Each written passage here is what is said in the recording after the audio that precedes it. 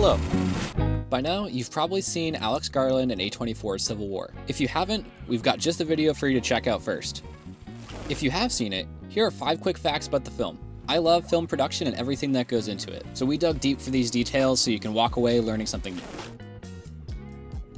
In the climax of the film, we saw the action pause into these wonderful stills of the photos being taken throughout the battle scenes. However, pulling this off was a little bit more involved than one might expect, as the actors had to throw around the cameraman to bring this to life. Take a listen to this interview Garland had with Kevin McCarthy, discussing this a little bit more in depth. Actually, it's a mixture of things, but in the most striking example, I think, which is at the end of the film, where you are seeing a combat photographer and the images they're producing.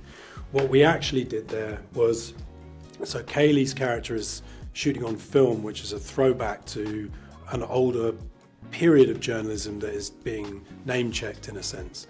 And then what happened there was the camera that she was using and the speed of the film was struggling under the lighting conditions we'd created.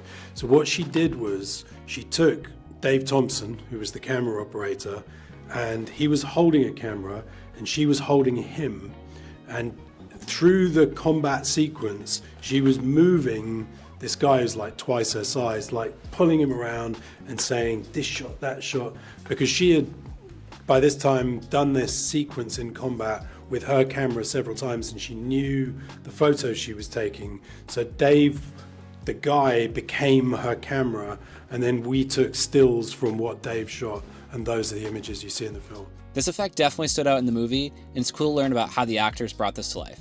Speaking of actors, let's discuss actors a little bit more in our next fact. There were a few rumors while the movie was in production about if Jesse Plemons appeared in the film or not. Jesse himself even truthfully denied these rumors very early on. Last minute, the original actor of a scene dropped out of the film. Because of this, Kirsten Dunst recommended him to Garland for the role, and he made his way into the film. However, he had quite an interesting persona on the set. Throughout the film, the 4 main actors built a pretty strong relationship with one another. This is mainly due to the fact that they spent most of their time in a car that had been ringed with cameras and had little interaction with the crew. As a result, the dynamic the 4 of them had was true and authentic all the way through.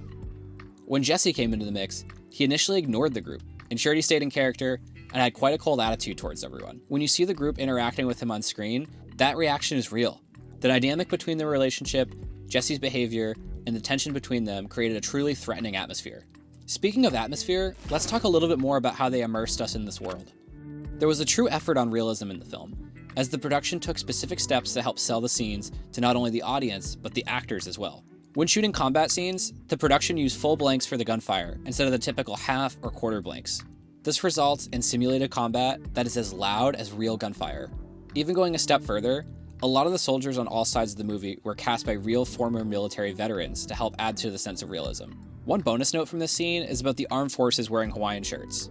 Typically, Hawaiian shirts are optimal clothing for law enforcement. They wear these not only because of their stylish looks, but due to their ability to easily conceal firearms. There is some conversation online that this may be a nod to a local law enforcement group being pulled into the conflict, or maybe these guys really just want to look their best in combat. On the note of looking your best, let's talk a little bit more about colors. In the film, there are distinct shines of the colors yellow, blue, and pink throughout the film. We see these painted on the fingernails of the sniper and in his spotter's hair. Throughout history, we have seen colors act as a symbol for movements of revolution or insurgents. Because of seeing them on the sniper duo, on various soldiers throughout the battle, and sprawled across the cities in the film, it's safe to say that this is a nod to this phenomenon and a representation of this movement in this fictional world. In real life, Wagner Moura studied journalism in college and actually followed in these footsteps after graduation, as he worked for a local newspaper in his hometown of Salvador, Brazil. While working for a local newspaper is definitely different from being a war photographer, it's cool that he got to apply a little bit of that experience into this role. Along with that, Alex Garland himself comes from a family of journalists, with his grandfather being a correspondent and his father being a political cartoonist. This makes sense that there is more of an old school vibe of journalism in this film, as it is most likely a tie into what he has seen from his family throughout his life. It may be a little bit of a stretch, but Kirsten Dunst definitely has some experience with a journalist in her past as well. I mean, I guess that's gotta count for something, right? Well, these are just a few of the facts I found about the movie. I definitely found them most unique and the ones that I would share with my friends personally. But let me know in the comments below, which ones did we miss and which ones were your favorite? Peace.